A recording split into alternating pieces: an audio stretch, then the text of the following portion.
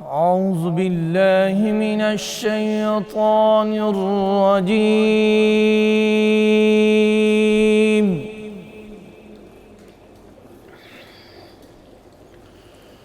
بسم الله الرحمن الرحيم.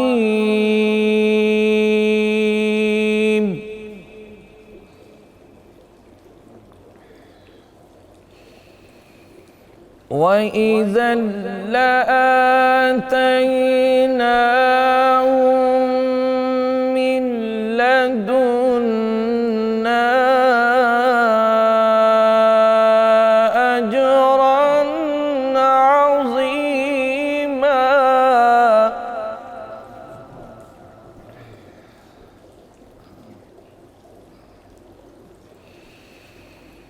ولهديناهم صراطا مستقيما.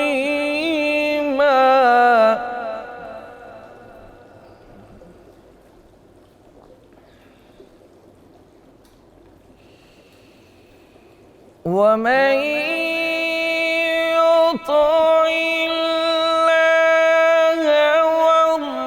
والرسول فأولئك مع الذين أنعم الله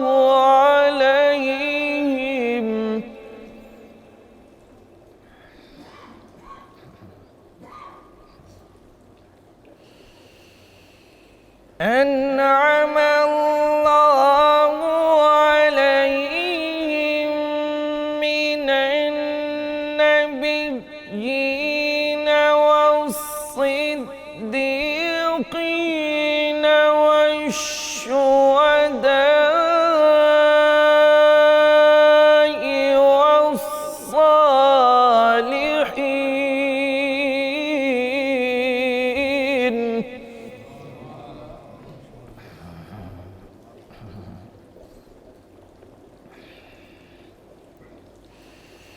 وحسن أولئك رفيقا.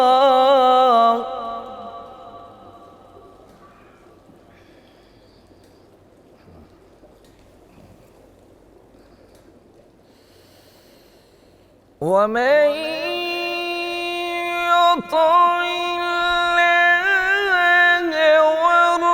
والرسول فأولئك مع الذين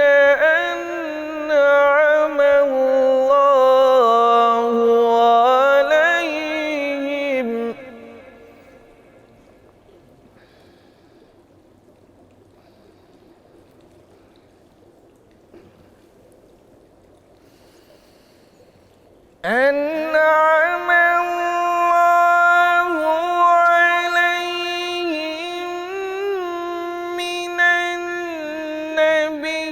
النبيين والصديقين والشهداء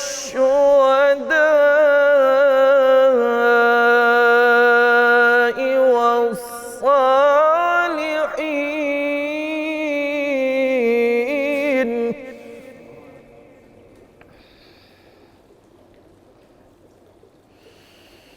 وحسن أولئك رفيقا. ذلك الفضل من الله.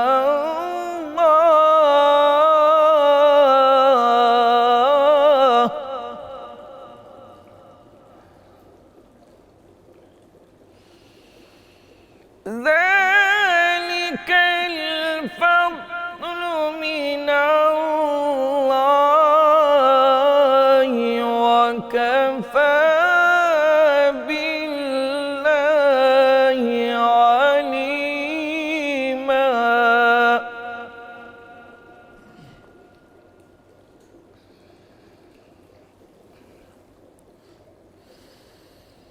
وحسن أولئك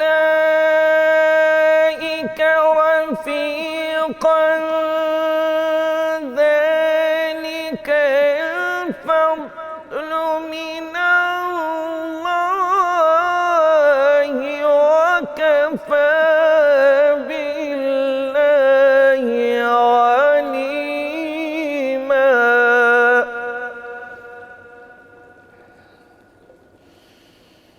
ذلك الفضل من الله وكفى بالله عليما ذلك الفضل من الله وكفى بالله عليما وكفى بالله عليما صدق الله العظيم بسم اللہ الرحمن الرحیم۔ السلام علیکم ناظرین، پروگرام رحمت رمضان کی سحر ٹرانسمیشن میں آپ کا میزبان نذیر احمد غازی حاضر ہے۔ ناظرین کرام، ابھی آپ تلاوت قرآن حکیم سن رہے تھے ملک ممتاز قاری جناب قاری ظفر علی سیالوی صاحب کی آواز میں۔ ناظرین کرام، آج یکم رمضان المبارک، ماہ سیام شروع ہو گیا۔ وہ ماہ مبارک جو اپنے جلوہ میں رحمتیں، برکتیں، مغفرتیں لے کر آ رہا ہے۔ یہ رحمتوں کی لوٹ سیل کا مہینہ ہے۔ یہ وہ مہینہ ہے جس کے بارے میں اللہ رب العزت نے اپنے محبوب کریم صلی اللہ علیہ وسلم سے ارشاد فرمایا کہ اے محبوب کریم صلی اللہ علیہ وسلم، اگر ہم نے آپ کی امت کو عذاب دینا ہوتا تو ہم یہ ماہ مبارک کیوں عطا فرماتے۔ یہ ماہ مبارک وہ ہے جس میں قرآن حکیم نازل ہوا۔ یہ ماہ مبارک وہ ہے جس میں ساری آسمانی کتابیں تورات، زبور، انجیل اور دیگر صحائف انبیاء کرام پر نازل ہوئے۔ یہ ماہ مبارک وہ ہے جس میں ایک رات ایسی ہے جو 1000 مہینوں کی عبادت سے افضل ہے۔ یہ ماہ مبارک وہ ہے جس کے ہر دن میں افطار کے وقت 10 لاکھ ان لوگوں کی بخشش کی جاتی ہے جن پہ جہنم واجب ہو چکی ہے۔ یہ ماہ مبارک وہ ہے کہ آج سے شیاطین جو ہے ان کو قید کر دیا گیا ہے، ابلیس قید ہو گیا ہے۔ جنت کے 8 دروازے کھل چکے ہیں اور جہنم کے 7 دروازوں کو بند کر دیا گیا ہے۔ یہ وہ مہینہ ہے جس کا اول عشرہ جو ہے، اولہ رحمت ووسطہ مغفرت وآخرہ عتق من النار، اس کا پہلا رحمت ہے، دوسرا مغفرت ہے اور تیسرا جہنم سے آزادی کا ہے۔ ناظرین کرام، آج میں اپنی جانب سے، اپنے مہمانوں کی جانب سے اور 92 چینل کی جانب سے اپنے ناظرین، سامعین اور جملہ اہل اسلام کو ماہ مبارک کی، ماہ سیام کی مبارکباد پیش کرتا ہوں۔ آج ہمارے پروگرام میں سب سے اول آج ہم اس ہستی پاک کی ولادت پاک کا ذکر کریں گے، ان کی سیرت و تعلیمات کا ذکر پاک کریں گے، جو وہابی ولی تھے، جو ایک ولیہ ماں کے بیٹے تھے، ایک کامل ولی باپ کے بیٹے تھے، پیدائشی ولی تھے۔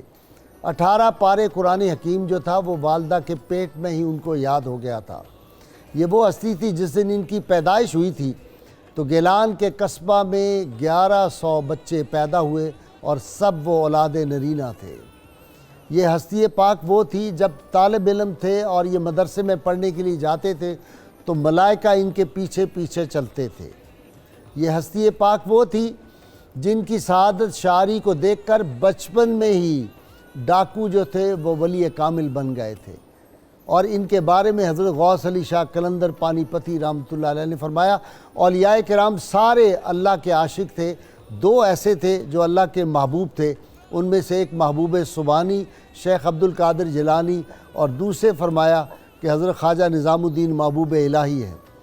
یہ ہستی پاک وہ ہے جن کے بارے میں شیخ عبدالحق محدث دہلوی رحمۃ اللہ علیہ فرماتے ہیں کہ اولیاء کرام میں 4 تھے جن میں سے 2 کا آپ نے ذکر فرمایا، وہ اپنی قبور میں بھی آج اسی طرح زندہ ہیں جس طرح ظاہری حیات میں تھے، اسی طرح فیض رساں ہیں جس طرح اپنی ظاہری حیات میں تھے۔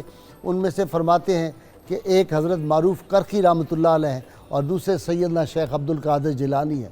یہ ہستی پاک وہ تھی جن کی زبان پاک میں نبی عالمین صلی اللہ علیہ وسلم کا لعاب دہن جن کو نصیب ہوا، علی المرتضیٰ شیر خدا نے جن کو اپنا لعاب دہن پلایا، امام حسن عسکری نے اپنا جبہ مبارک جو تھا وہ حضرت معروف کرخی کے حوالے کیا، اور یہ ہوتا ہوتا جنید بغدادی سے اور پھر آپ تک یہ پہنچا۔ یہ ہستی پاک وہ تھی جن کے ہاتھ پہ 10,000 جو تھے یہود و نصارہ جو تھے انہوں نے کلمہ پڑھا تھا۔ یہ ہستی پاک وہ تھی 1,00,000 لوگ جو بالکل برائیوں میں مبتلا تھے، گناہوں کی زندگی بسر کر رہے تھے، وہ سارے اولیاء اللہ بن گئے۔ اور پھر انہوں نے کیا ارشاد فرمایا کہ اللہ تعالیٰ کے کرم سے لوگوں کے قلوب میری 2 انگلیوں کے درمیان ہیں۔ انہوں نے صرف یہ محی الدین جو ان کا لقب تھا، دین کو ایک نئی حیات عطا کر دی تھی۔ ان کی کرامات کا عالم یہ تھا کہ حضرت امام احمد بن حنبل اور دیگر بزرگان دین جو ہیں، جب یہ امام احمد بن حنبل رحمۃ اللہ علیہ کے مزار پاک پہ حاضر ہوئے تو وہ اپنی قبر انور سے باہر آ کے انہیں ملے اور کہا حقیقت اور معرفت جو ہے میں اس میں آپ کا جو ہے وہ ایک طالب علم کی حیثیت رکھتا ہوں۔ یہ ہستی پاک وہ تھی جن کے بارے میں یہ جو تھے امام ابن تیمیہ نے کہا کہ ان کی کرامات حد تواتر تک پہنچی ہوئی ہیں۔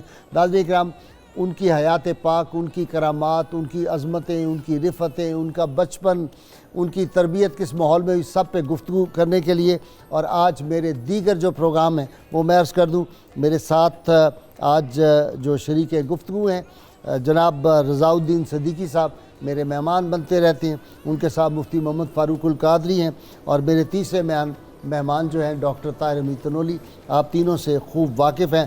اور قوالی آج کا ہمارا جو یہ سیگمنٹ ہے، ہمارا جو پروگرام ہے، اس میں ملک ممتاز جو قوال ہیں جناب شیر میاں داد خان اور ان کے ہمنوا آج ہمیں حمد بھی سنائیں گے، نعت رسول مقبول صلی اللہ علیہ وسلم بھی پیش فرمائیں گے، اور منقبت سیدنا عبد القادر جیلانی کی بھی کمال کی آج آپ کو سنائیں گے۔ یہ ہمارا پروگرام ہے۔ میں ابتدا کر رہا ہوں آج شیر میاں داد سے، غالباً مجھے ابتدا کرنا ہے۔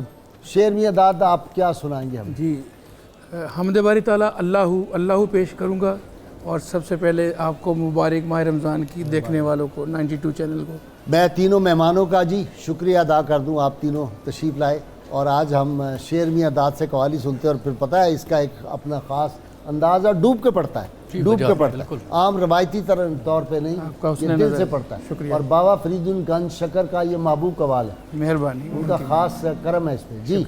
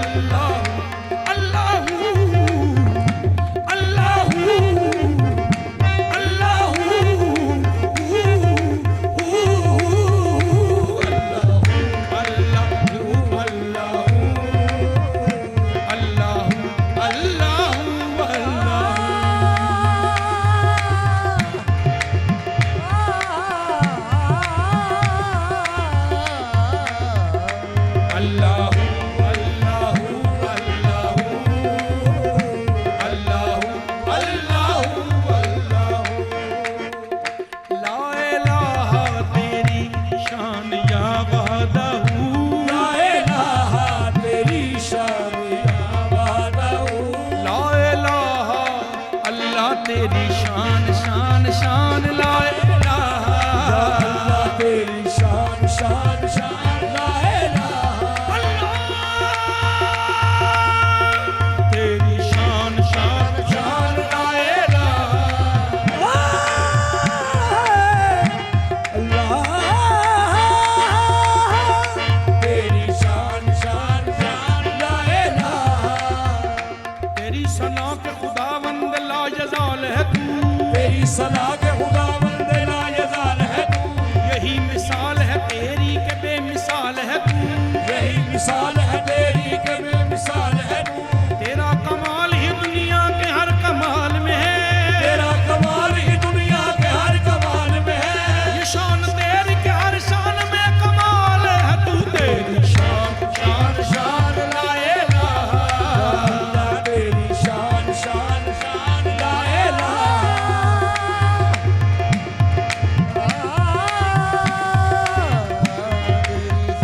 شان شان لا الہ تو جو ہر آن نئی شان دکھا دیتا ہے تو جو ہر آن نئی شان دکھا دیتا ہے دیدہ شوق کو حیران بنا دیتا ہے دیدہ شوق کو حیران بنا دیتا ہے ڈالی ڈالی تیری تخلیق کی گن گاتی ہے ڈالی ڈالی تیری تخلیق کے گن گاتی ہے پتا پتا تیری قدرت کا بتا دیتا ہے تیری شان شان شان لا الہ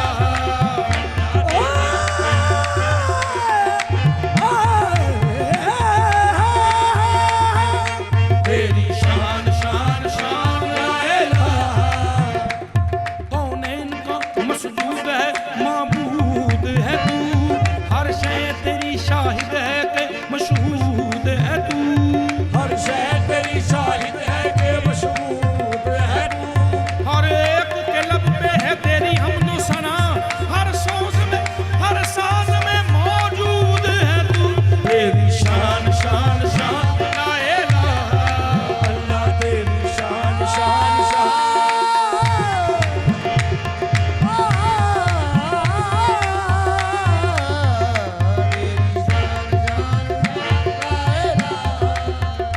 لا الہ تیری شان یا وعدہ لا الہ تیری شان یا وعدہ تو خیال و تجسس تو ہی آرزو خیال و تجسس تجھی آرزو آنکھ کی روشنی دل کی آواز تو آنکھ کی روشنی دل کی آواز تو لا شریک لہ لا شریک لہ مالک ملک تو اللہ اللہ اللہ اللہ اللہ اللہ لا شریک لہ مالک ملک تو اللہ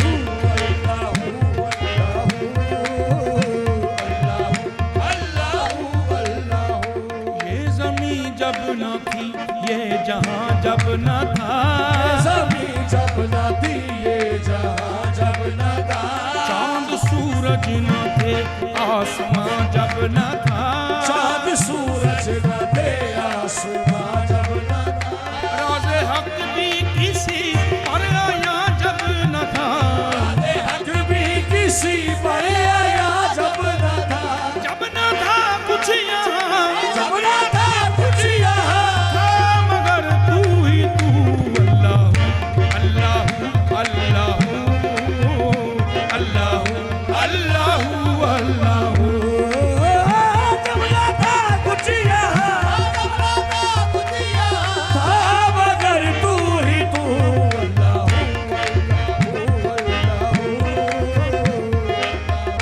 اللہ اللہ سر گا دا نی سا رے گا ما گا ما پا ما گا رے گا رے نی رے گا سا سا سا سا نی رے گا سا سا سا سا نی رے گا سا سا سا سا رے نی سا سا رے نی نی سا سا گا نی نی سا سا ما نی نی سا سا پا نی نی سا سا نی نی سا نی نی نی سا سا سا رے گا رے گا ما پا ما با دا با دا نی نی سا سا رے گا رے گا ما پا ما با دا با دا نی نی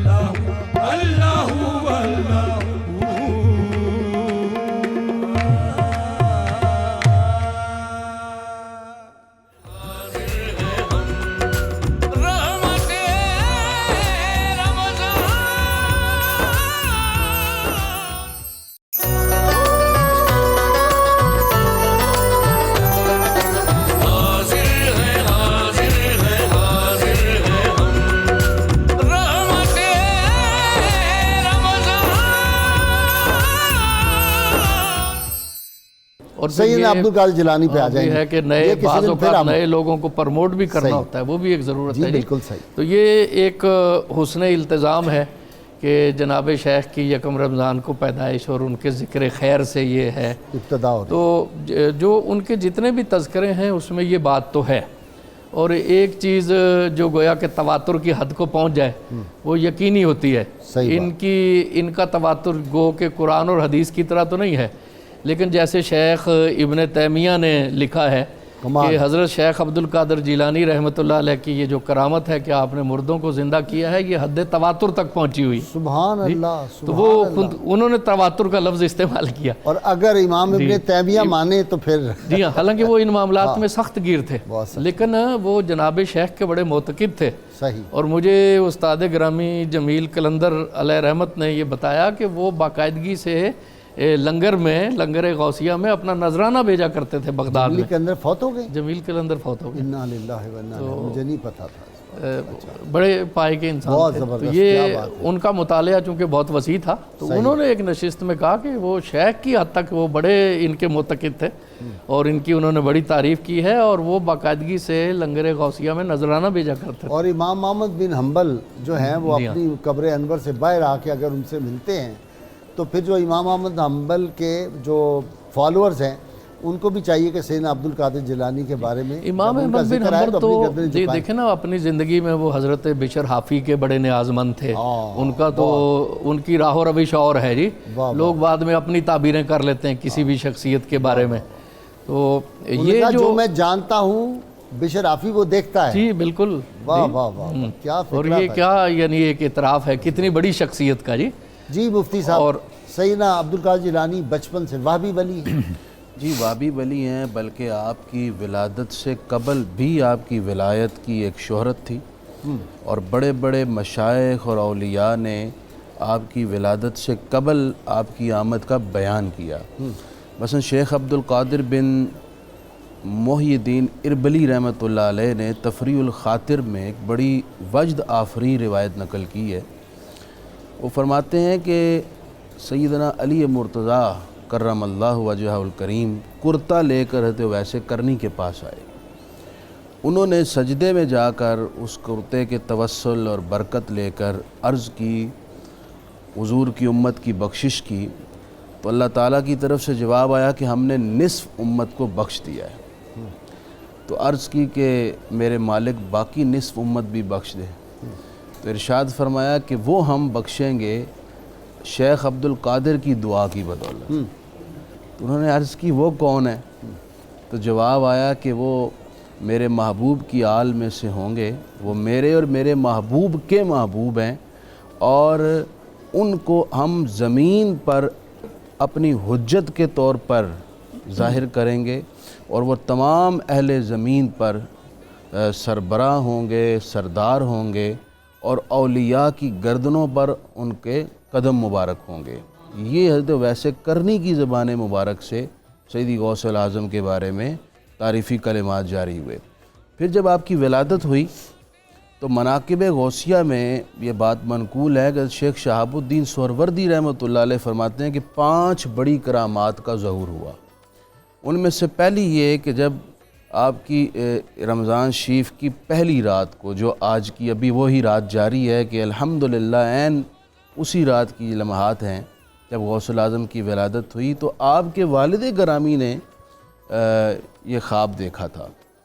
خواب یہ تھا کہ آپ کی ولادت سے قبل ہی کہ ہم تمہیں ایسا بیٹا عطا کر رہے ہیں کہ جو میرا اور میرے محبوب کا محبوب ہے۔ ایک یہ بات۔ دوسری فرماتے ہیں کہ یہ کرامت ظاہر ہوئی کہ آپ کے شانہ مبارک پر حضور کے قدم مبارک کا نشان تھا۔ اور تیسری کرامت یہ ظاہر ہوئی کہ جیلان میں 1100 خواتین کو تقریباً اللہ تعالیٰ نے بیٹے عطا فرمائے۔ اور چوتھی فرماتے ہیں یہ کرامت ظاہر ہوئی کہ آپ کی والدہ محترمہ کو بھی یہ آواز آئی کہ ہم نے آپ کے بیٹے کو اولیاء کا سردار بنایا ہے۔ اور 5ویں کرامت آپ کی یہ ظاہر ہوئی کہ رمضان شریف کی پہلی چونکہ شب آپ ولادت ہوئی تو سحری کے وقت آپ نے دودھ پیا، پورا دن دودھ نہیں پیا، اور پھر افطاری کے وقت پیا، اور پورا رمضان یہ معمول رہا۔ اور آئندہ سال جب 29 شعبان کو موسم ابر آلود تھا تو لوگ اشتباہ میں پڑ گئے کہ چاند نظر آیا یا نہیں آیا. تو انہیں معلوم تھا کہ سادات کے ہاں، اشراف کے ہاں ایسا فرزند ہے جو رمضان میں دودھ نہیں پیتا. دیکھتے ہیں کہ وہ صبح کیا کرتا ہے.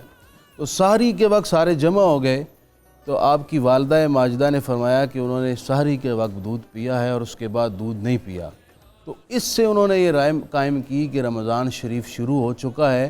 اور بعد میں جب قرائن اور شہادتیں ظاہر ہوئیں تو ایسا ہی تھا کہ پورے رمضان وہ پہلا روزہ تھا اور پھر آپ نے پورا رمضان شریف یہی معمول جاری رکھا. اچھا جی، ڈاکٹر طاہر میر تنولی کہتے ہیں کہ جب آپ جاتے تھے پڑھنے کے لیے مدرسے، پیچھے پیچھے ملائکہ جاتے، اور جب آپ مدرسے میں داخل ہوتے تو آواز آتی کہ اللہ کا ولی آ گیا، اس کے لیے جگہ چھوڑ دو، ان کو جگہ دے دو. جی گائی صاحب بالکل. بسم اللہ الرحمن الرحیم. یہ حضور غوث ثقلین کی شان ولایت ہے جس کا اظہار اور جس کا آغاز ہم دیکھتے ہیں کہ بچپن سے ہی ہو رہا ہے. اور جیسے مفتی صاحب نے بھی اشارہ فرمایا کہ پیدائش سے پہلے ہی آپ کے جو معاصر اولیاء تھے، اہل روحانیت تھے، ان میں آپ کی ولایت کا چرچا موجود تھا. اور آپ کا بچپن اگر ہم دیکھیں، جس طرح آپ کی تربیت ہوئی، آغاز ہوا، تعلیم کا سارا نظام دیکھیں تو ایک بڑے امتیازی انداز سے آپ کی شخصیت کی نشو و نما ہو رہی ہے. اچھا، ایک مشکل سوال ہے ڈاکٹر تنولی صاحب، آپ بتائیں. جتنے مشکل سوال ہوتے ہیں وہ آپ اور نظامی صاحب کے کھاتے میں آتے ہیں. یہ جو ہے کہ جو پہلے اولیاء ہوئے، پہلی امتوں کے، ان پہ مہر سیدنا علی المرتضیٰ شیر خدا کی لگتی تھی، ان کو ولایت ملتی تھی ان کے توسط سے. اور اب امت محمدیہ علی صاحب صلاۃ جو ہے، قیامت تک جو اولیاء ہوں گے وہ سیدنا عبد القادر جیلانی کی مہر لگے گی. یہ درست ہے؟ جی گائی صاحب، آپ کی جو حیات پاک کے اوپر کتابیں ہم پڑھتے ہیں ان میں بالکل ایسا ہی ہمیں ملتا ہے کہ امام مہدی کے آنے تک آپ ہی کی ولایت کی مہر سے چلے گی، ولایت ہوگی. اور جب امام مہدی آئیں گے تو پھر امام مہدی کا ہوگا اس کے بعد. تو یہ صاف ظاہر ہے، جیسے آپ نے فرمایا کہ میرا قدم جو ہے تمام اولیاء کی گردنوں پہ ہے، قصیدہ غوثیہ کے اندر بھی ہے اور کئی آپ کے فرامین بھی ہیں. تو یہ آپ کی جو علو مرتبت ہے، آپ کی رفعت شان ہے، اس کا اظہار ہے. اور ولایت کے اندر غازی صاحب قبلہ بنیادی طور پہ چونکہ حضور غوث ثقلین کی جو تعلیمات ہیں، اور ولایت نام کس چیز کا ہے؟ ولایت نام ہے اللہ اور بندے کے درمیان ایسے تعلق کا کہ جو بندے کو اللہ کی طرف سے ایک خاص جہت اس تعلق کی عطا ہوتی ہے. ٹھیک. یہ ایک بندگی کی اس جہت پہ بندہ چلا جاتا ہے جس میں وہ عام جو بندے ہوتے ہیں اللہ رب العزت ان سے اس بندے کو اٹھا لیتا ہے، بلند تر کر لیتا ہے. اچھا، اب اللہ تک پہنچنے کے جیسے کہ حدیث پاک کا مفہوم بھی ہے، اتنے راستے ہیں جتنے لوگوں کے سانس ہیں، بلکہ اس سے بھی زیادہ راستے ہیں. تو لیکن ہر راستے سے جانے والا دوسرے راستے سے جانے والے سے مختلف ہے. اس سے صاف ظاہر ہوتا ہے کہ جو اللہ کی طرف بہتر ترین انداز سے جا رہا ہے، اللہ کی بارگاہ میں بہتر تحفہ لے کے جا رہا ہے بندگی کا، وہ اللہ کا اتنا زیادہ محبوب ہے. حضور غوث ثقلین کی جو اللہ رب العزت کے ساتھ بندگی کی ایک نسبت ہے وہ اتنی امتیازی ہے اور اتنی غیر معمولی ہے. اچھا، اس کی جو جہت امت کی طرف ہے، اگر آپ غازی صاحب قبلہ اس کو بھی دیکھیں تو وہ جہت بھی اتنی جامع ہے کہ ہمیں اس کی مثال نہیں ملتی. اسی تو آپ کو محی الدین کہا گیا کہ آپ دین کو زندہ کرنے والے ہیں. آپ کی تعلیمات اتنی جامع ہیں. آپ دیکھیں کہ آپ نے اپنے زمانے میں ایکچولی ہوتا غازی صاحب قبلہ یہ ہے کہ ہم چونکہ ایک فوکس کر رہے ہوتے ہیں نا ایک پوائنٹ، تو وہ اتنا حاوی ہو جاتا ہے کہ شخصیت کی بقیہ ساری جہات اوجل ہو جاتی ہیں. ٹھیک. آپ نے اپنے زمانے میں اپنے مریدین کی اتنی جامع تربیت فرمائی. غازی صاحب قبلہ اگر آپ اپنے زمانے کے جو جس کو ہم آج کے زمانے میں کہتے ہیں ایمرجنگ سائنسز، بہت لیٹسٹ علوم، تازہ ترین علوم، آپ کو حضور غوث ثقلین کی نظام تربیت میں اس زمانے کے تازہ ترین علوم کار فرما نظر آئیں گے. آپ یہ کہہ سکتے ہیں کہ حضور غوث ثقلین ان صوفیاء میں سے ہیں جنہوں نے اپنے نظام تربیت میں، اگر میں آج کی زبان میں بات کہوں تو جو ہمارے کلاسیکل علوم اسلامیہ ہیں، جدید سائنسز ہیں، اور جو معاشرتی ضروریات ہیں ان کو جمع کر دیا.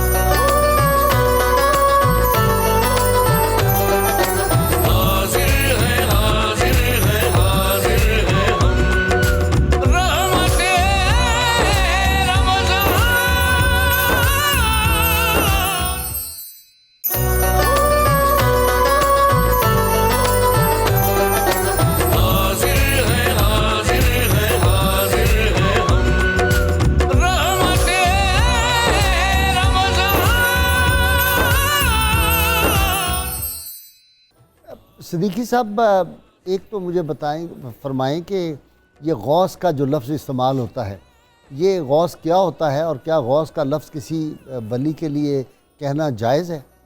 بعض لوگ اس پہ معترض ہوتے ہیں۔ اصل میں ایسا ہے کہ تعبیرات کے لیے اصطلاحات ساتھ ساتھ وضع ہوتی رہیں، اور جو لوگ ہمارے امت کے اکابر علماء ہیں، اولیاء ہیں، وہ عقیدے کی نزاکتوں کو بہت اچھی طرح جانتے ہیں۔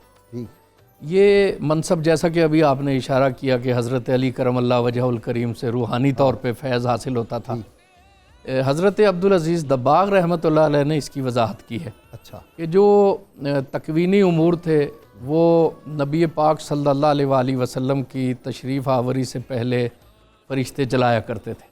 ٹھیک، حضور اکرم، اور اس کا اشارہ حضرت موسیٰ اور حضرت خضر کے واقعے میں ملتا بھی تھا، صحیح، ملتا بھی ہے کہ صحیح، تکوینی امور ایک چل رہے ہیں اور بالکل تشریحی صحیح، امور وہ انبیاء کے ایک ذریعے اور سے چل رہے سسٹم، ہیں۔ ٹھیک، اور یہ بھی یاد رکھے کہ حضرت خضر علیہ السلام، حضرت مجدد الفسانی نے جس طرح وضاحت کی ہے کہ وہ اس وقت دنیا سے پردہ کر چکے تھے، اور روحانی طور پہ یعنی ان کی روح متصرف تھی، اچھا، روح متصرف تھی۔ اس سے وہ جو ایک شبہات پیدا ہوتے ہیں نا کہ انہوں نے بچے کو قتل کیوں کر دیا، اور یہ وہ سارے زائل ہو جاتے ہیں، کیونکہ روح تو معمور ہے اللہ تبارک و تعالیٰ کی طرف سے، جس طرح کے فرشتے معمور ہیں، ٹھیک اور ہے، وہ کسی قانون کی مکلف نہیں ہے، وہ اللہ کے حکم کی مکلف۔ یعنی وہ حضرت مجدد فرماتے ہیں جناب خضر علیہ السلام کا انتقال ہو چکا تھا؟ وصال ہو گیا ہے، اور وہ اپنا ایک مکاشفہ درج کرتے ہیں کہ میں نے، لیکن بعض حدیث میں آیا کہ وہ تو نبی صلی اللہ علیہ وسلم کی خدمت میں حاضر ہوئے، اور آپ صلی اللہ علیہ وسلم کے وصال کے وقت بھی وہ اسی طرح ہی ہوئے نا کہ جس طرح انبیاء کرام پردہ کر گئے، لیکن بہت سے انبیاء سے حضور کی ملاقات ہے حج کے دوران۔ حضرت مجدد الفسانی نے اپنا مکاشفہ درج کیا ہے کہ میں اس سوال کے جواب میں تھا، تو پھر حضرت خضر علیہ السلام میرے سامنے ظاہر ہوئے، اور انہوں نے یہ ارشاد فرمایا کہ میں اپنے طبی وصال سے ہمکنار ہو چکا ہوں، اللہ نے میری روح کو معمور کیا ہوا ہے کہ وہ اولیاء کی تربیت کرتی ہے اور تکوینی ڈیوٹی دیتی ہے، اور مجھے اتنی طاقت دی گئی ہے کہ جس وقت اللہ کا حکم ہوتا ہے میری روح انسانی شکل میں اور جس بھی شکل میں اللہ چاہے متشکل ہو جاتی ہے۔ تو یہ حضرت مجدد الفسانی نے مکتوبات میں بڑی تفصیل سے درج کیا ہے۔ تو یہ جو غوثیت ہے نا جی، یہ پھر نبی کریم صلی اللہ علیہ وسلم کے پاس تکوین آ گئی، وہاں سے خلفائے راشدین، پھر حضرت علی۔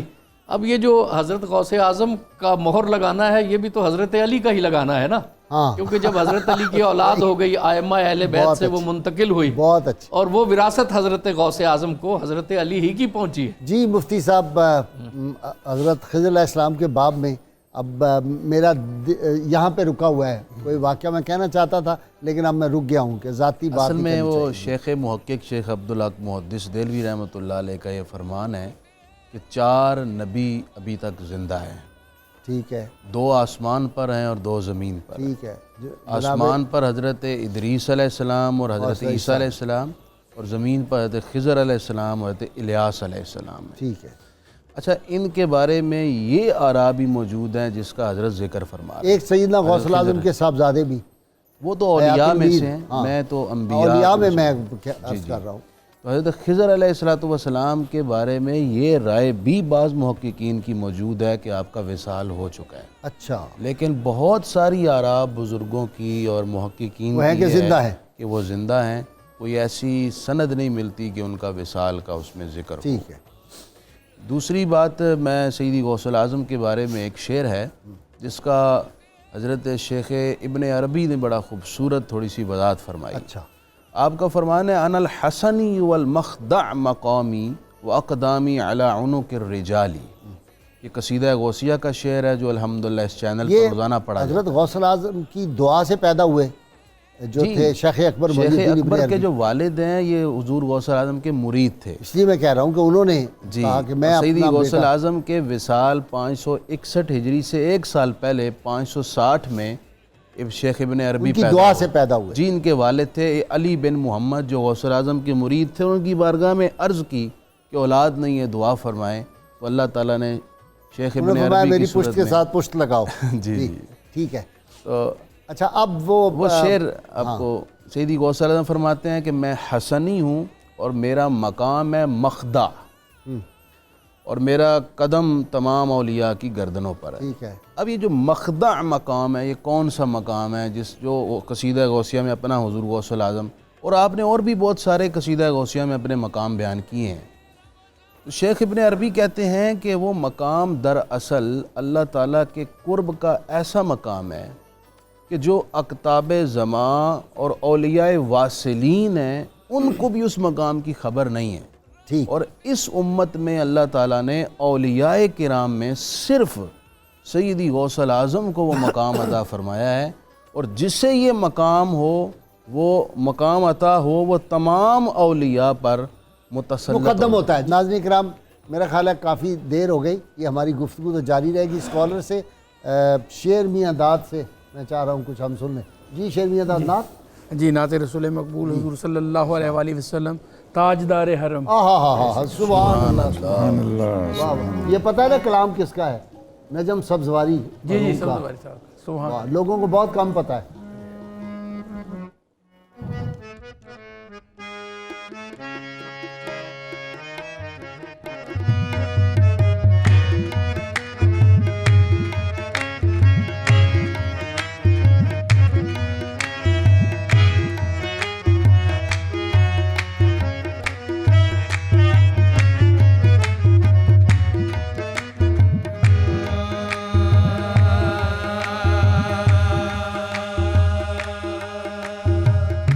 قسمت میں میری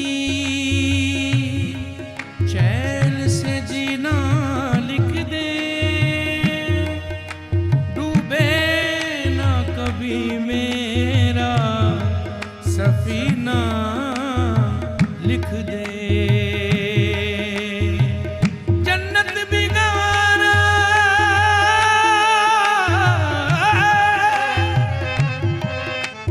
جنت بھی گوارا ہے مگر میرے لیے اے کاتب تقدیر مدینہ لکھ دے.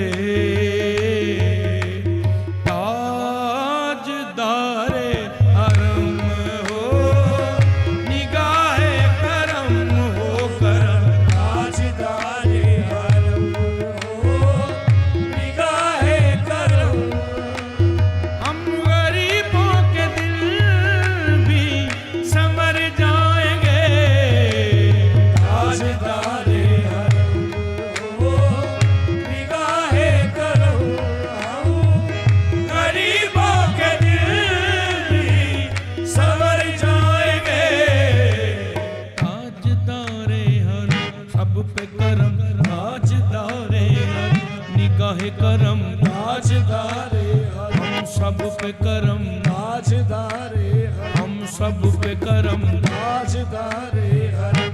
چشم رحمت بخشا سوئے مرداد نظر، چشم رحمت بخشا سوئے مرداد نظر. چشم رحمت رحمت رحمت، چشم رحمت رحمت رحمت، چشم رحمت رحمت رحمت، چشم رحمت رحمت رحمت، چشم رحمت بخشا سوئے مرداد نظر، چشم رحمت بخشا سوئے مرداد نظر.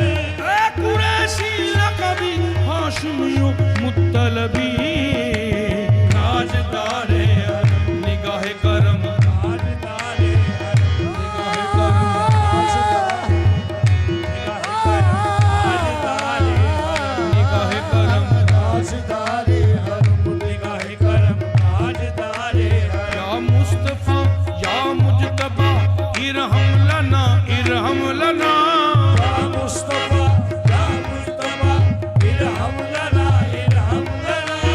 رستے ہوا بیچارہ را داماد ہوئی داماد ہوئی، رستے ہوا بیچارہ را داماد ہوئی داماد ہوئی. من عاصیم من عاجزم، من عاصیم من عاجزم، من بے قسم حالے مرا، من بے قسم حالے مرا. یا شاغائر روئے جدا پرسات ہوئی پرسات ہوئی، تاجدار حرم نگاہ کرم، تاجدار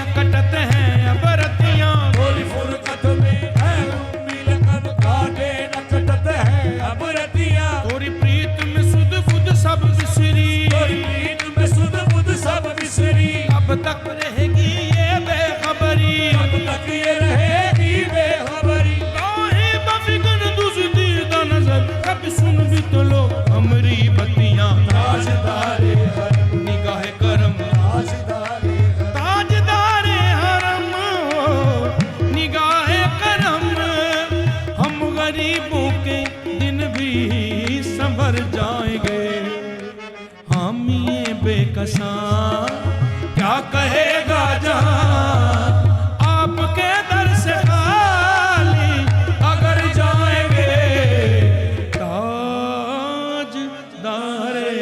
हरम।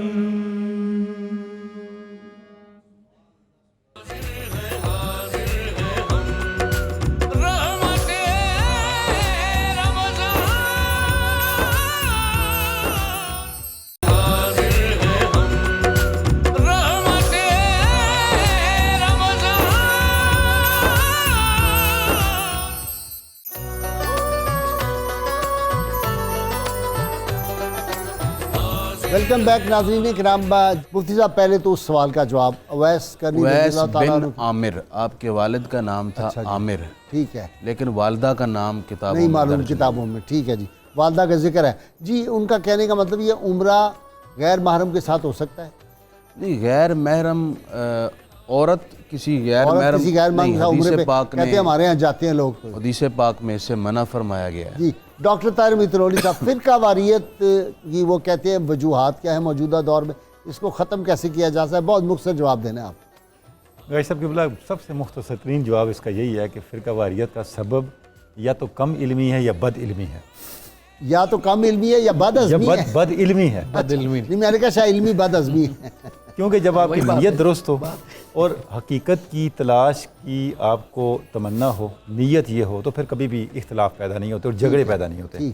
झगड़े तब पैदा होते हैं जब हमारी नीयत में फतूर होता है, हम हकीकत शनासी से दूर होते हैं, और जितने भी हमारे डिबेट्स हैं वो किसी न किसी मुफादात के कुछ तहत कारोबारी मामलात भी होते हैं, कुछ बैरूनी अवामिल भी हैं, जी, उन्हें जी, आप नजरअंदाज इसका नहीं जवाब। करना चाहिए। सारी बातें आ जाती हैं। अच्छा जी, अपना मुफ्ती साहब आप एक सवाल का जवाब, ये जो आपने गौस वाला कहा मकाम होता है गौस का, एक तो गौस का मतलब क्या है, यानी वो जो मुश्किलें हल करने, फरियाद रस, फरियाद रस, तो ये मदद तो अल्लाह करने की वाला। ज़ात एक। दूसरा ये है कि वो जो हदीस पाक है कि बंदा इबादत कर करके मेरे इतना करीब है मैं उसका हाथ बन जाता हूँ, उसे पकड़ता है ज़ुबान बन, अगर वो कैफियत है तो वो तो बहुत बड़ी कैफियत है। तो फिर इस तरह तो कितने गौस होंगे लोग, कोई एक गौस तो नहीं होगा।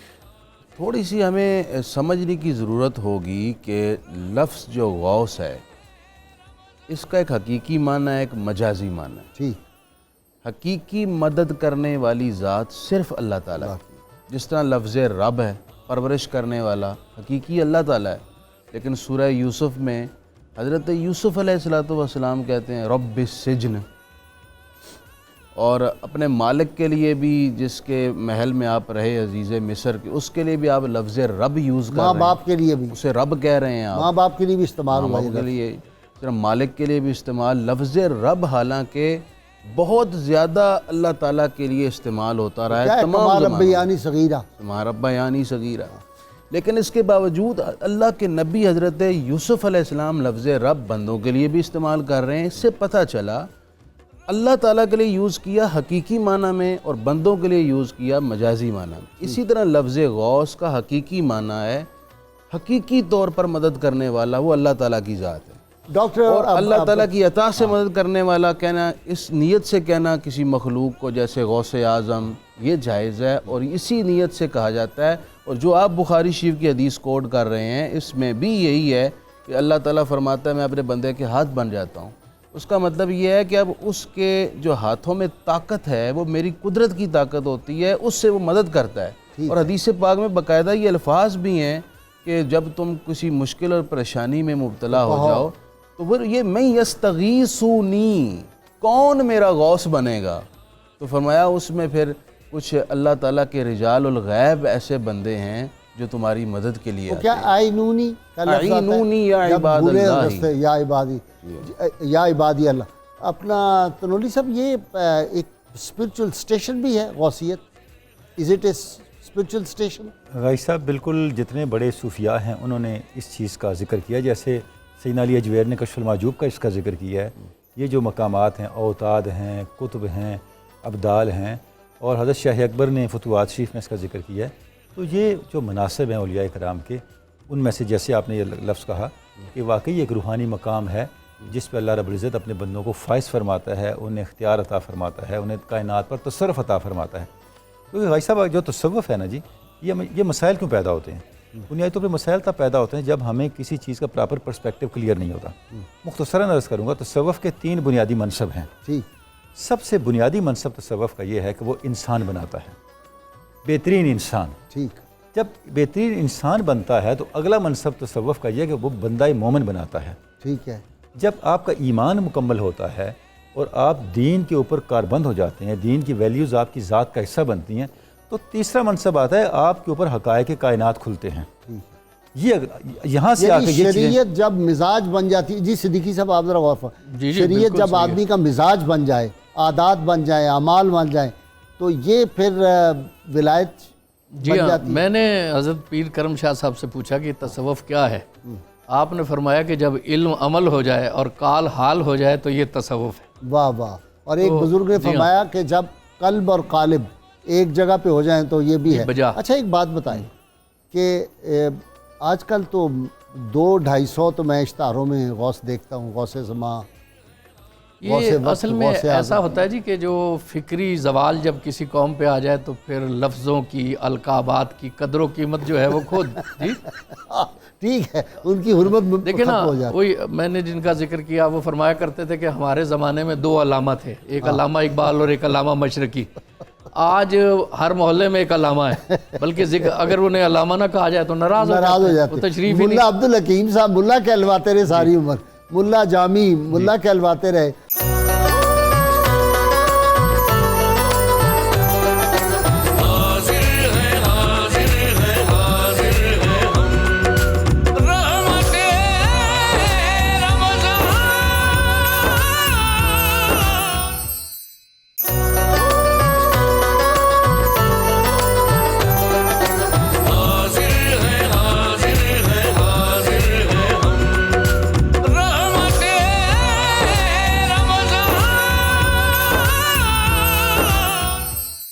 اس دور میں دور زوال ہے.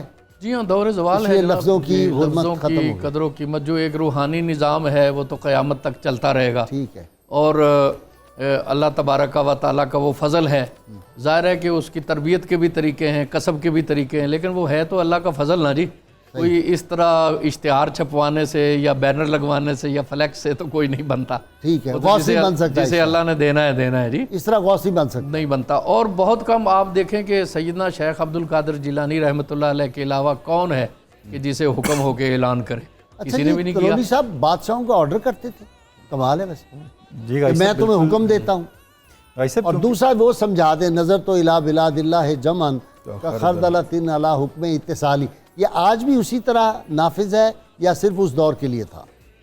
غازی صاحب قبلہ جو بڑے صوفیاء ہیں، حضرت شیخ اکبر ابن عربی نے لکھا ہے، آپ سائنس کے بھی ہیں نا ماشاءاللہ، کہ حضور غوث ثقلین ان اولیاء میں سے ہیں جو اپنی قبر مبارک سے تصرف فرماتے ہیں. اب بھی تصرف فرماتے ہیں. ٹھیک. تو یہ جو آپ بتا رہے ہیں جیسے قصیدہ غوثیہ میں آپ نے فرمایا، تو یہ تو اولیاء کی شان ہے کہ ساری کی ساری کائنات ان کے سامنے سمٹی ہوئی ہے. اللہ رب العزت نے ان کے مشاہدے کے سامنے ساری کائنات کو کھول دیا ہے. جن کی نگاہ ذات خداوند پہ ہے، جن پہ اللہ کی ذات کے جلوے منکشف ہیں، تو کائنات تو بڑی چھوٹی چیز ہے ان کے سامنے. اچھا ایک میں نے کلپ دیکھا تھا ایک عالم دین، وہ کہہ رہے تھے کہ دیکھیں جی وہ قبر میں ہیں، اوپر سے وہ پتھر لگا ہوا ہے، اوپر سے بند ہے، اور یہ لوگ کہتے ہیں کہ وہ دیکھ رہے ہیں، وہ تصرف کر رہے ہیں، اور اتنی دور ہے اور بیچ میں دیواریں ہیں ساری. میرے پاس تو جواب ہے لیکن میں آپ سے لینا چاہتا ہوں. بالکل جو آپ کے پاس جواب ہے، ویسے سارے جوابات ہر صاحب عقل سمجھتا ہے کہ سائنس اور ٹیکنالوجی نے سارے مسائل حل کر دیے ہیں. یہ تو پتہ نہیں نوح علیہ السلام کے زمانے میں بیٹھ کے باتیں کر رہے ہیں. موبائل رکھا ہوا ہے، میں نے کہا اس پہ جو ایمو ہے، واٹس ایپ ہے، اس میں ڈائریکٹ ہم جو ڈائلنگ کر رہے ہیں تو کتنے راستے محل آتے ہیں. ایسے سوالات سن کے سادگی پہ ہنسی آتی ہے کہ آپ کس دنیا میں رہ رہے ہیں اور کس انداز سے چیزوں کو لے رہے ہیں. جو دین آپ کو، جو تعلیمات آپ کو دین کی اس کائنات پہ متصرف نہیں کر سکتی اور اپنے زمانے کے ہر علم سے آگے نہیں لے جا سکتی، تو آپ پھر کس دین کی پیروی کر رہے ہیں؟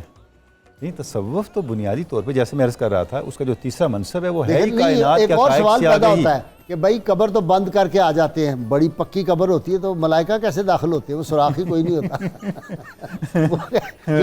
صدیقی صاحب بنتا ہے نا سوال جی ہاں کہ بھائی جب قبر جو پکی ہو گئی، اوپر سے بڑی پکی زبردست، اس کو وہ جو ہے پتھر بھی لگا دیا، یہ بالکل ایسے ہی ہے، یہ ایسے ہی ہے. جب عیسیٰ علیہ غور السلام کریں، کی درود شریف جب جو بھی پڑھتا ہے کہ ایک فرشتہ اسے لیتا ہے قبر انور پہ پہنچا دیتا ہے. ٹھیک ہے، ٹھیک ہے، کتنے ارب لوگ بیک وقت درود پڑھ رہے ہیں لا ریب. جی. تو کوئی غیر معمولی صلاحیت اور انتظام ہے نا جی. ہاں جی جب اگر وہ اتنے کروڑ، چلو ارب نہ کروڑ فرشتوں کی سن رہے تو امتیوں کی نہیں سن سکتے. سبحان اللہ. یہ اسی پہ غور کر لیں، ایک غیر معمولی بات ہی ہے نا بالکل ٹھیک ہے. جی. جو بھی درود پڑھ رہا ہے، ہمارا ایمان ہے نا فرشتے اور کی اہل ہوتی ہے. محبت کا درود خود سنتے ہیں، خود وہ اور سنتے حافظ ابن قیم لکھنے والا ہے اس بات کو. اس صلاحیت کا تو انکار کیا جاتا ہے نا، لیکن بات یہ ہے کہ کروڑ فرشتوں کی بیک وقت کیسے سنتے ہیں.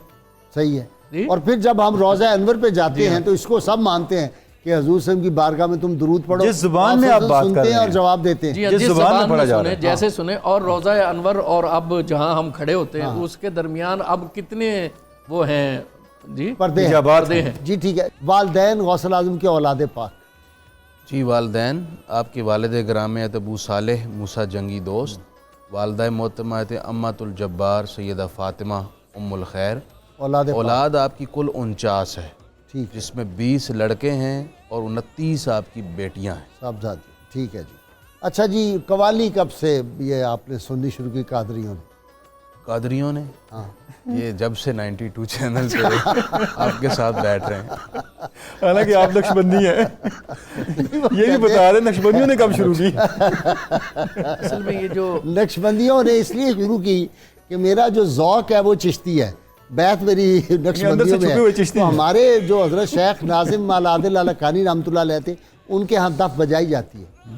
شیخ ناظم کے ہاں دف بجائی جاتی ہے اور باقاعدہ کھڑے ہو کے ذکر خاص جو دف ہے نا، یہ قوالی کا پیش لفظ ہے.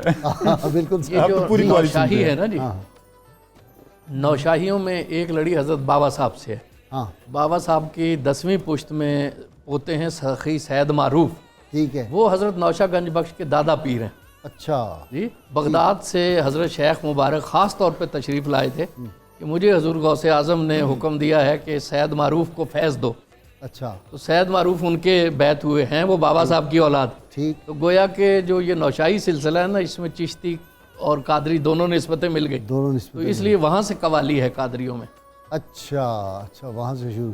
نہیں، حضرت خواجہ نظام پاک بھی تو قوالی سنتے تھے. جی ہاں. اور نہیں، خواجہ خواجہ معین نظام الدین پاک چشتی تو اجمیری وہ تو سنتے تھے. چشتی ہے نا جی. ہاں جی. انہوں نے سوال اچھا، کیا کہ قادریوں میں والا. کب سے صحیح آئی؟ بات ہے، صحیح تو بات. یہ نوشاہیوں تو یہ سے، نشائی قادری ہیں سارے. نوشاہیوں سے ہے، چونکہ نوشاہی میں سخی سید معروف جو حضرت نوشہ گنج بخش کے دادا پیر ہیں، ٹھیک ہے. وہ بابا فرید الدین گنج شکر کی اولاد میں سے. یہ مفتی صاحب جو ہیں یہ بھاگ رہے تھے قوالی سے. ان کا خوشاب میں مزار ہے سخی سید معروف کا. معروف ہے جی. ہاں جی جی بالکل مجھے پتہ اور ہے. سلیمان نوری حضوری. کیا بات ہے، او کتنی بڑی ہستی. کیا بات ہے، کیا بات ہے، کتنے صاحب کرامت بزرگ ہوئے. اچھا جی تنولی صاحب، تعلیمات آپ کی جو ہیں وہ بڑی زبردست ہے. جی گائی صاحب بالکل. حضرت فتح سید الغیب اتنی سی کتاب ہے. حضرت سید اس کی احمد کتنی رفاعی شروع. گائی صاحب حضرت سید احمد رفاعی فرماتے ہیں کہ حضور غوث ثقلین کی یہ شان ہے کہ آپ کے دائیں طرف شریعت کا سمندر ہے اور بائیں طرف طریقت کا سمندر ہے، جس سے چاہیں اٹھا لیں. واہ واہ. تو آپ کی تعلیمات کے اندر یہی جامعیت ہے کہ ٹھیک. آپ نے جو انسانی طبیعت ہے، انسانی نفس ہے، اس کو جس انداز سے سمجھا ہے اور مخاطب بنایا ہے، اس کی مثال نہیں ملتی. جیسے میں شروع میں عرض کر رہا تھا کہ اگر غائی صاحب اگر آپ کی تعلیمات کو دیکھیں تو آپ کو جو لیٹسٹ اپروچز ہیں وہ نظر آئیں گی. تصوف کو علامہ اقبال نے ہائر سائیکالوجی کہا ہے، یعنی جو انسانی نفسیات کا اعلیٰ ترین درجہ ہو سکتا ہے وہ تصوف ہے، اور اس کی تصدیق ہمیں حضور غوث ثقلین کی تعلیمات میں ملتی ہے. ٹھیک ہے. تنولی صاحب، ناظرین کرام، لاہور میں انتہائے سحر قریب ہے، تھوڑا سا وقت ابھی ہے، تو میں اپنے مہمانوں کو ذرا جو ہے وہ سحری کروا لوں. آپ بھی سحری کر لیجئے اور پھر انشاءاللہ تعالی ہم اکٹھے ہوتے ہیں. ہمارے ساتھ رہنا آپ. بہت شکریہ. رحمت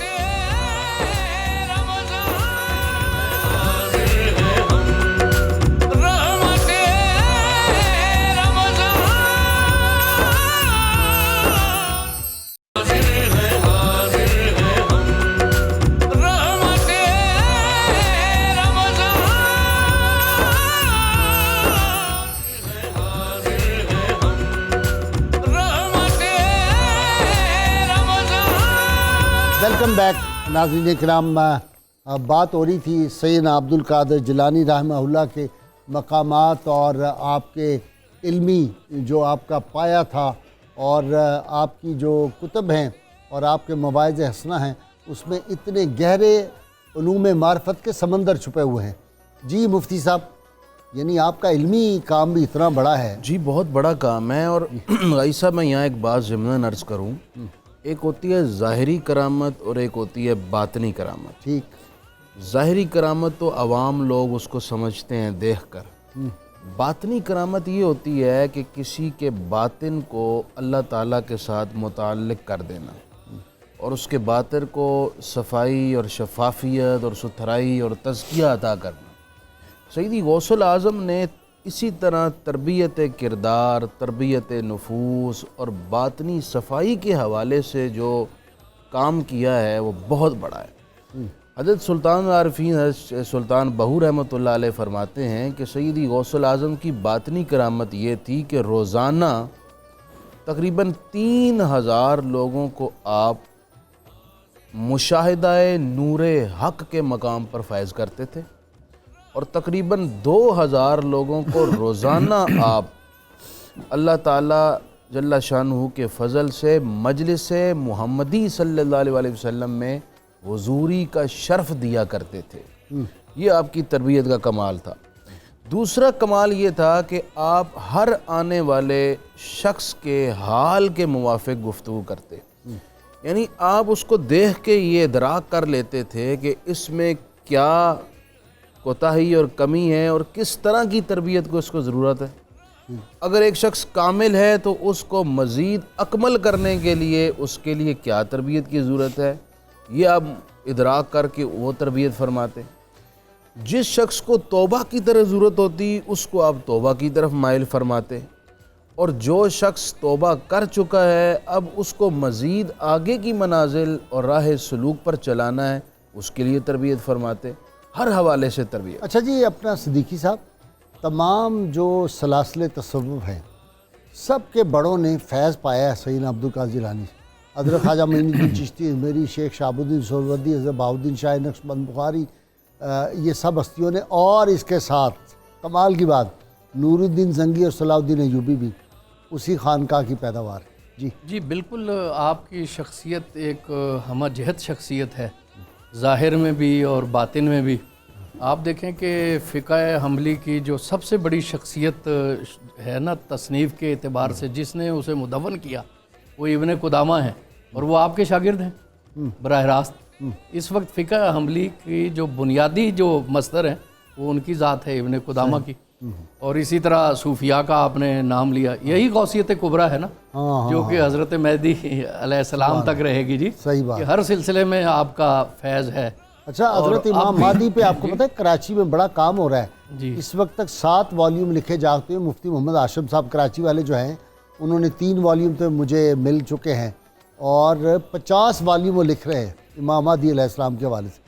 कल मैं उनकी दीगर किताबें भी दिखाऊंगा। इसी तरह देखें हज़रत ख्वाजा शमसुद्दीन सियालवी के तज़किरे में है कि ख़ुद हज़ूर गौसे आज़म ने उन्हें किबरीत अहमर इनायत फरमाया, ज़ाहिर होकर जी, वाह वाह, कि ये पढ़ा करें। तो इस तरह कोई ऐसा सिलसिला नहीं है कि जिसका फैज़ हज़रत गौसे आज़म रहमतुल्लाह अलैह से नहीं है और कोई शख्सियत नहीं है, क्योंकि जब अब गौसियत और मकामात विलायत अता ही उनकी तवज्जो से होने तो हर जगह उनका फैज़ है। ये तो दौर चूँकि उनकी गौसियत कुबरा का है जी। और ये जो गौसियत कुबरा की इस्तिलाह है, इसको सबसे ज़्यादा हज़रत मुजद्दद अल-फ़सानी ने वाज़ेह किया। अच्छा जी हाँ, तो इसकी तशरीह भी उन्होंने की है। इससे पहले शायद इतनी शरह बसत के साथ किसी ने भी नहीं की, इतनी वाज़ेह नहीं थी। वाज़ेह नहीं थी। बहुत बड़ी बात जी जी। तनौली साहब ये बताएं, एक अकल में आता है कि विसाल के बाद फैज़। जी गाई साहब, बात यह है कि ये जो मौत है ये तो गाफिल तो समझा है मौत को इख्तिताम ज़िंदगी, ये तो है शाम ज़िंदगी, सुबह दवाम ज़िंदगी, सुबह दवाम ज़िंदगी। तो मौत तो एक ज़िंदगी के मरहले से दूसरे मरहले में मुंतकिल होने का नाम है। और गाई साहब किबला जो सूफिया हैं उनका हर अगला मरहला पहले मरहले से बेहतर है। ठीक, यानी उनका जो इर्तिका है, रूहानी इर्तिका है, खंजर तस्लीम रहा, वो आगे बढ़ रहा है। तो जब वो उनकी रूहानियत और उनके मकामात इर्तिका पजीर हैं تو ان کے فیضان رسانی کا جو درجہ ہے وہ بھی بڑھ جاتا ہے. تو یہ تو موت کو اس کو میں حائل سمجھنا، اس کا مطلب ہے ہم موت کی حقیقت سے آشنا نہیں ہیں. بھائی صاحب، ہم حضور غوث ثقلین کی تعلیمات کی بات کر رہے ہیں. ایک بڑا بنیادی نقطہ جسے بڑا پیش نظر رکھنا ضروری ہے کہ حضور غوث ثقلین کی تعلیمات میں سب سے بنیاد آغاز کہاں سے ہوتا ہے. آپ دیکھیں تو یہ بالکل سیرت پاک کا عکس ہے کہ آپ کی سب سے بنیادی تعلیم سچ ہے. اور آپ صلی اللہ علیہ وسلم کا معجزہ ہے کہ آپ کی دلیل نبوت کی جس کو آپ کے غیروں نے تسلیم کی، آپ کا سچا ہونا ہے. اور یہاں صداقت شعاری سے کتنے ڈاکو ولی بن گئے. اور آپ دیکھیں، اچھا، آپ صلی اللہ علیہ وسلم کے بعد جو امت کی سب سے بڑی شخصیت ہے سیدنا صدیق اکبر، ان کا تورہ امتیاز بھی صداقت ہے. اس کا مطلب یہ کہ اس امت کی جو موریلٹی ہے اس کی بقا صداقت کے اندر ہے. یہاں میں آپ کی اجازت سے ذکر کرنا چاہوں گا کہ ابھی چونکہ ایک یونیورسٹی بھی قائم ہو رہی ہے حضور غوث پاک کے نام پہ، القادر یونیورسٹی، اور اس کا ایجنڈا یہ ہے کہ یہاں پہ حضور غوث ثقلین کی تعلیمات کے مطابق چیزوں کو آگے لے کے جانا جائے گا. تو میں سمجھتا ہوں کہ ہمیں پاکستانی قوم کی جو موریلٹی کو ڈیولپ کرنا ہے، بھائی صاحب، اس میں حضور غوث ثقلین کا یہ جو اصول ہے یہ ہمارے سامنے ہر وقت پیش نظر ہونا چاہیے. یہاں جتنی ہماری کرپشن ہے، مورل کرپشن ہے، فائنینشیل کرپشن ہے، یہ کیوں ہے کہ ہم سچ سے پیچھے ہٹ گئے ہیں. جتنا سچ ہمارے اندر آئے گا، عملی سچ رزق حلال ہے. اور دوسرا مخلوق کی خدمت کا جذبہ فقدان ہو گیا اس کا. بھائی صاحب دیکھیں، عملی سچ جو ہے وہ رزق حلال ہے، لیکن اور وہ کیا قولی کہتے سچ صدق مقال ہے. کہ اللہ تعالیٰ کا میں شکر ادا کرتا ہوں. سیدنا غوث اللہ فرماتے ہیں میں اللہ کا شکر گزار ہوں کہ اس نے اپنی مخلوق کی محبت میرے دل میں ڈال دی. بھائی صاحب، اگر آپ کے مجاہدات کو دیکھیں تو آپ تو خلق خدا کی طرف نہیں آ رہے تھے. دیکھیں نا، آپ کو حکم دیا گیا کہ آپ خلق خدا کی طرف جائیں اور خلق خدا کی اصلاح کریں. تو آپ تو امر الہی کے تحت اپنی ان روحانی خلوتوں کو چھوڑ کے اس سوسائٹی میں آئے اور اس منصب کو اور خلق خدا کی اصلاح کو آپ نے سنبھالا. اور اس کے فیضان آج ہم دیکھ رہے ہیں کہ اس خطہ ارضی کا کوئی علاقہ ایسا نہیں ہے جہاں پر حضور غوث ثقلین کی نسبت نہ پہنچی ہو، اس کی برکت نہ پہنچی ہو، اس کا فیضان نہ پہنچا ہو. تو یہ آپ کی تعلیمات کی آفاقیت اور عالمگیریت اور آپ کی نسبت کی عالمگیریت ہے کہ ہر ملت اسلامیہ کا ہر خطہ جو ہے وہاں پر آپ کو حضور غوث ثقلین کا تذکرہ ملے گا، حضور غوث ثقلین کی تعلیمات ملیں گی، آپ کی نسبت کا فیضان ملے گا، چاہے وہ سلاسل طریقت ہیں یا مختلف طبقات ہیں، مختلف علاقے ہیں. خود پاکستان میں دیکھیں کہ ہر خطہ، ہر زبان، ہر علاقے کے اندر آپ پنجابی کے بڑے صوفیاء کو دیکھیں، پشتو ریجن کے صوفیاء کو دیکھیں، سندھ کے صوفیاء کو دیکھیں، اور حضور غوث ثقلین کا تذکرہ جو ہے وہ سر فہرست نظر آتا ہے. باقی جی اپنا صدیقی صاحب دیکھیے پوری دنیا میں عرب کے آپ جو ہے وہ صحراؤں اور ریگزاروں سے لے کر اور گلستان جو ہے وہ عجم کے وہ سارے دیکھیں، کوئی ملک ایسا نہیں جہاں آپ کو قادری سلسلہ نظر آتا. جی ہاں، شاذلی جو ہیں وہ براہ راست آپ سے وہ بھی وہی ہے فیض یاب ہیں. قادری. حضرت سید احمد کبیر رفاعی جو ہیں وہ براہ راست آپ سے فیض یاب ہیں. تو اس طرح کوئی بھی خطہ ایسا نہیں ہے جی جہاں ان افریقہ کی طرف بہت زیادہ ہے. افریقہ میں بہت ہیں. سلسلہ تو ایک ہمہ گیر ایک کام ہے نا، اور اسی لیے تو وہ محی الدین کہلاتے ہیں، اور واقعتاً اس کی معنویت ہے. سلسلہ قادریہ کے جو خاص اوصاف ہے وہ ذرا بیان کر. جی یہ ایک بنیادی طور پر اگر ہم دیکھیں تاریخ میں تو ان کا کردار ایک مجاہدانہ کردار ہے، اور مجاہدہ ان کا بنیادی وصف ہے. مجاہدہ اور جہاد کی طرف بھی جہاد، یہی تو مجاہدانہ نور کردار الدین ہے. زنگی اور یہ سلطان صلاح الدین ایوبی جو ہے تاتاریوں کو مسلمان کرنے میں قادری درویشوں کا ہی تو بنیادی ہاتھ ہے. صحیح ہے. اور یہاں بھی آپ دیکھیں کہ پنجاب اس میں میں زیادہ نقشبندیوں کا ہے. جی جو تاتاریوں کو کیا ہے وہ نقشبندیوں نے کیا. نقشبندی تو بعد میں جب سینٹرل ایشیا وغیرہ کی ریاستوں میں آئے ہیں نا، لیکن اس وقت تو جو شیخ جلال الدین تھے وہ قادری سلسلے کے تھے جنہوں نے تگودار خان کو مسلمان کیا. بہاؤدین نقشبند رحمۃ اللہ علیہ تو قدر آپ 7ویں صدی ہجری کے ہیں نا، تو نقشبندی تو 7ویں صدی ہجری سے شروع ہوئے. تو جو بنیادی لوگ تھے جنہوں نے تگودار خان کو مسلمان کیا وہ قادری درویش تھے. تو اسی طرح جو ہے آپ دیکھیں کہ جب چشتیوں نے تبلیغ کی، لیکن جب استحکام سلطنت کی بات آئی تو ہمیں یہاں پہ سارے قادری درویش نظر آتے ہیں. اس وقت جتنا بھی ہے حضرت شاہ کمال کیتلی رحمۃ اللہ علیہ ہیں اور موسیٰ پاک حجازی ہیں، جی یہ سارے جو ہیں آپ دیکھیں کہ دوسری رو میں ہمیں قادری نظر آتے ہیں. اور جب پھر اصلاح اور تربیت کی بات آئی اور تشخص کی بحالی کی بات آئی تو پھر ہمیں نقشبندی سرگرم نظر آتے ہیں. صحیح. مجدد پاک نے جس طرح آکے برِ صغیر میں یہ دیکھیں کہ جیسی ضرورت ہوتی ہے ویسے سلسلے جو ہیں وہاں فروغ پذیر نظر آتے ہیں. اچھا جی، توحید پہ بڑا زور دیا آپ نے ہر بات جی کہ اگر ساری دنیا چاہے تجھے نفع پہنچانا تو نہیں پہنچا سکے اگر خدا نہ چاہے، اگر ساری دنیا تجھے نقصان پہنچانا چاہے اللہ نہ چاہے تو نقصان نہیں پہنچا نقصان نہیں یہ آپ کی تعلیمات میں بہت زیادہ توحید کی طرف میلان اور لوگوں کو متوجہ کرانے کی تعلیم، مثلا فتوح الغیب میں دیکھیں، سر الاسرار میں دیکھیں تو اکثر تقریباً ساری گفتگو ہی توحید پر ہے۔ ایک بات جو آپ کا بڑا خاص فرمان ہے، جو سلسلہ قادریہ کا خاص وصف بھی ہے، آپ فرماتے ہیں سر اللہ بطیر الشریعتی والطریقتی، فرمایا کہ اللہ تعالیٰ کی طرف تم اس طرح بڑھو کہ تمہارا ایک بازو شریعت کا ہو، دوسرا بازو طریقت کا ہو، یعنی شریعت اور طریقت کے اجتماع کے ساتھ، ان دو پروں کے ساتھ تم اللہ تعالیٰ کی طرف پرواز کرو۔ تو شریعت اور طریقت کا جامع ہونا یہ سلسلہ قادریہ کا ایک خاص وصف ہے اور تعلیم بھی ہے، اور اس پر بہت زور بھی تھا آپ کا۔ مفتی صاحب مجھے جانا ہے بہت مختصر وقفے کے لیے، ناظرین اکرام بہت مختصر وقفہ، ہمارے ساتھ رہیے گا۔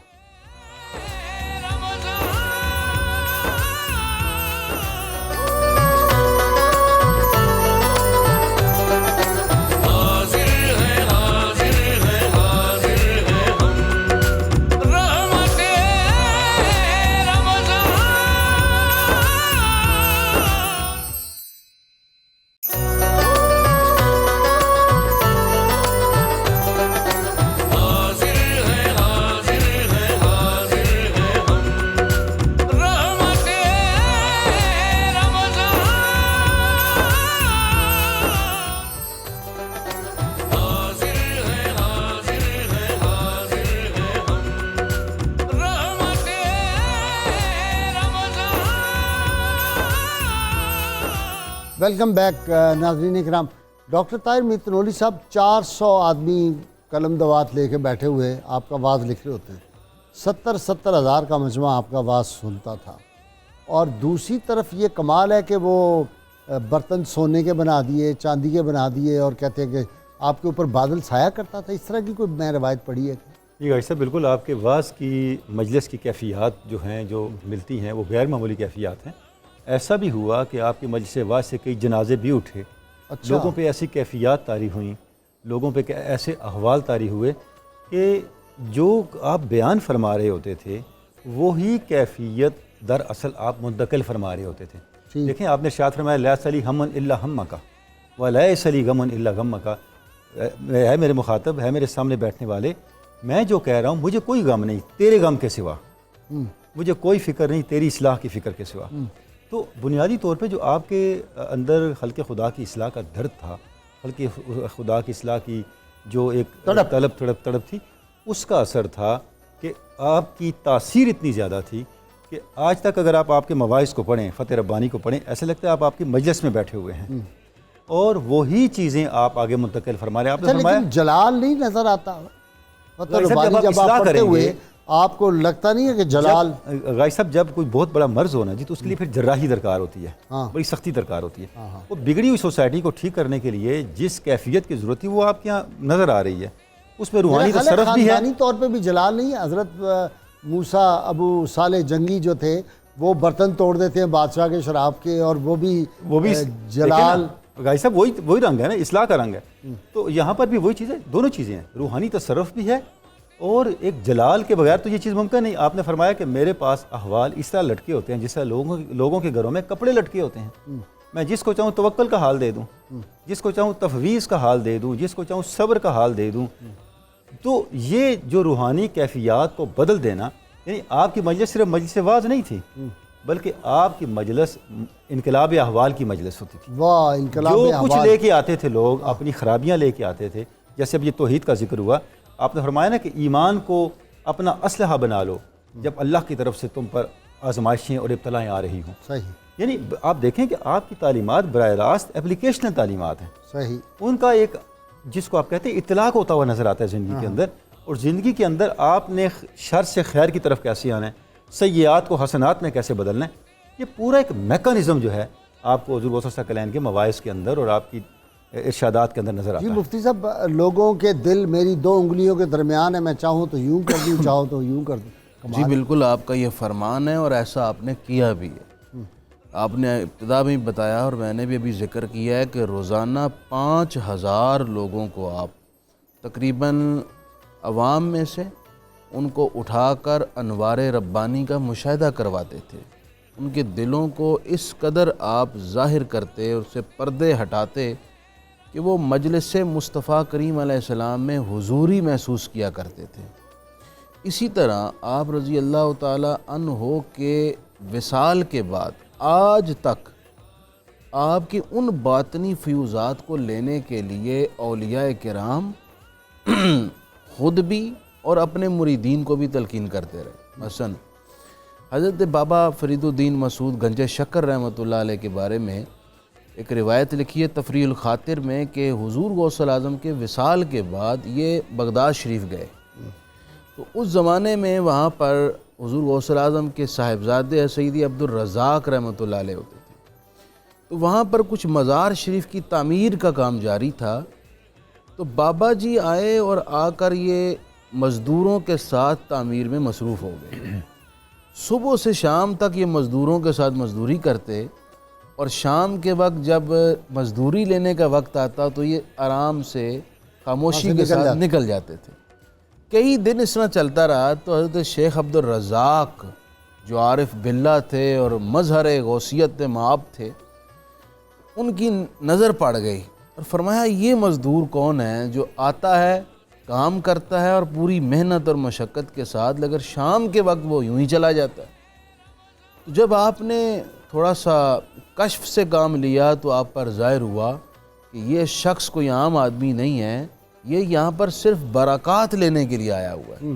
تو پھر انہوں نے بلا کر باقاعدہ خود سرکار غوثیت مآب کا ایک روحانی جبہ اور کرتا بھی انہیں عطا فرمایا تھا۔ اچھا، تو اب اندازہ لگائیے کس طرح بڑے بڑے مشائخ وہاں پر اینٹیں اٹھانے کو بھی اپنے لیے باعث برکت اور روحانی ترقی کا باعث سمجھتے ہیں۔ یوں ہی تو نہیں خواجہ اجمیر نے کہہ دیا یا غوث معظم نور خدا مختار نبی مختار خدا۔ واہ واہ۔ اچھا جی، حسن موہانی اپنا صدیقی صاحب بڑے عاشق تھے ان کے، جی بجا مولانا حسن موہانی رحمۃ اللہ علیہ، بہت بڑا ان کا۔ حضرت موہانی بڑے پاکیزہ انسان تھے اور یہ علماء فرنگی محلی وہاں سے بیت تھے باقاعدہ کی، اور انہیں وہاں سے خلافت بھی حاصل تھی۔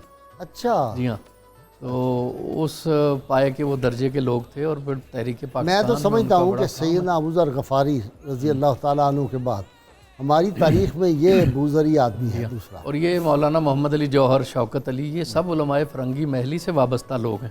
صحیح۔ اب ہمارا المیہ یہ ہے نا کہ ہمیں اپنی ہسٹری کے بڑے بڑے مصادر یاد ہی نہیں ہے جی، ہمیں پتہ اور پتہ ہی نہیں ہے جی، ہمیں کوئی بدایوں کی نہیں کہ علماء کا نہیں پتہ، رامپوری علماء کا نہیں پتہ، انوار اللہ حیدرآبادی۔ میں نے مولانا عبدالسلام نیازی رحمۃ اللہ علیہ کا تعارف اس عاجز کو یہ توفیق ملی، اور ان کو بھی میں نے پڑھوا دی کتاب ان کی، جی صحیح، نولی صاحب کو بھی، اور وہ اتنی بڑی شخصیت ہمارے بر صغیر کی، لوگوں کو پتہ ہی نہیں۔ جی بڑے یہ ابوالکلام جیسے لوگ وہاں پہ دم نہیں بھرتے تھے، اونچا سانس نہیں لیتے تھے جی، اور نظام اور پروفیسر حاکم علی رحمۃ اللہ علیہ، وہ اسلامیہ کالج کے پرنسپل اور اتنا بڑا قاداور آدمی، اور ان کے تھے نا مرید میاں شیر مشرقی رحمۃ اللہ علیہ جی، اور اعلیٰ حضرت سے ان کی ملاقاتیں ہیں، اور اتنا بڑا آدمی ہمارا کسی کو پتہ ہی نہیں۔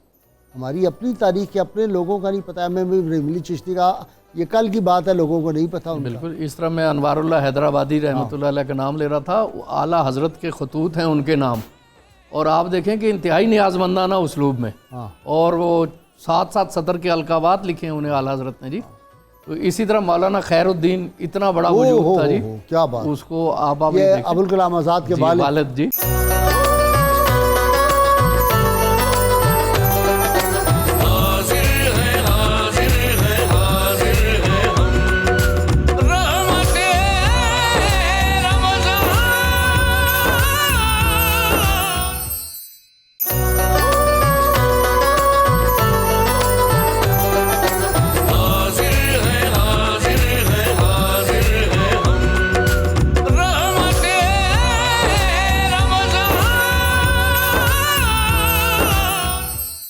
جی منقبت جی منقبت جی، ارشاد۔ حضور غوث پاک سرکار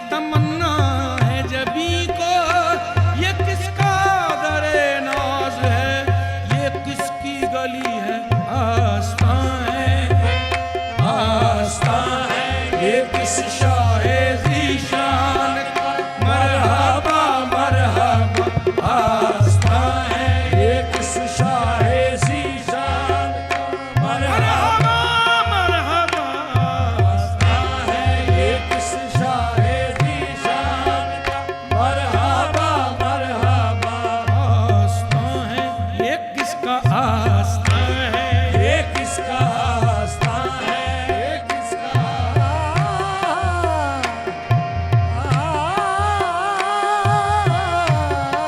ये किसका आस्तां है, ये किसका आस्तां है, ये किसका आस्तां है, ये किस शाहे ज़ीशान का मरहबा मरहबा, कल्ब है बक्से लर्ज़ा है इंसान का मरहबा मरहबा, कल्ब है बक्से लर्ज़ा है इंसान का मरहबा मरहबा, है असर बज़्म पर किसके फैज़ान का मरहबा मरहबा, हर बसाने मेरी चश्मे वीरान का मरहबा मरहबा, हर बसाने मेरी चश्मे वीरान का मरहबा मरहबा, चांद निकला हसन के शबिस्तान का मरहबा मरहबा, चांद निकला हसन के शबिस्तान का मरहबा मरहबा,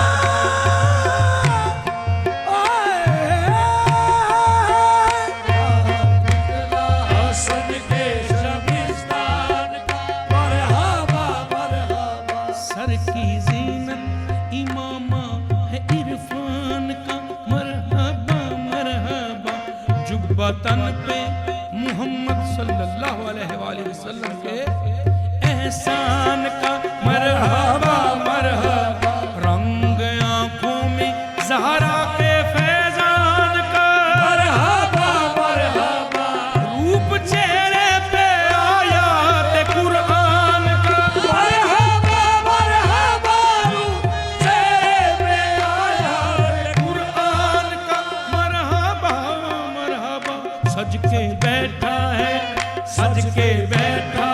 नौशाहे जीलान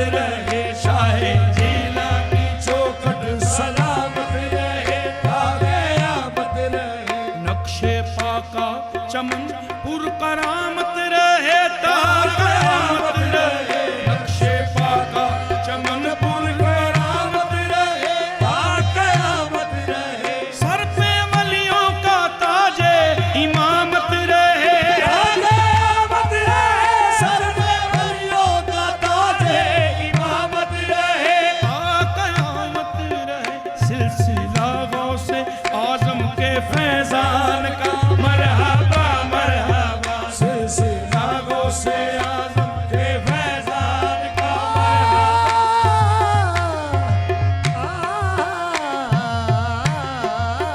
सिलसिला गौसे आजम के फैजान का मरहबा मरहबा मज़हरे ज़ाते रब्बे कदीर आप हैं दस्तगीर आप हैं मज़हरे ज़ाते रब्बे कदीर आप हैं दस्तगीर आप हैं कारवाने करम के अमीर आप हैं दस्तगीर आप हैं शाहे बगदाद पीराने पीर आप हैं दस्तगीर आप हैं शाहे बगदाद पीराने पीर आप हैं दस्तगीर आप हैं इस नसीरे हज़ी के नसीर आप हैं दस्तगीर आप हैं इस नसीरे हज़ी के नसीर आप हैं दस्तगीर आप हैं कोई हमसर नहीं आपकी शान का मरहबा मरहबा कोई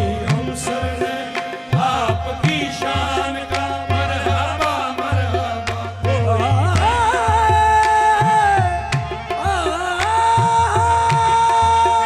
कोई हमसर नहीं आपकी शान का मरहबा मरहबा आस्ता है ये किस शाहे ज़ीशान का मरहबा मरहबा आस्ता है ये किस शाहे ज़ीशान का मरहबा मरहबा कल्ब है बद से लर्ज़ा है इंसान का मरहबा मरहबा कल्ब है लर्ज़ा है इंसान का मरहबा मरहबा है असर बज़्म पर किसके फैज़ान का मरहबा मरहबा घर बसाने मेरी चश्मे वीरान का मरहबा मरहबा घर बसाने मेरी चश्मे वीरान का मरहबा मरहबा चांद निकला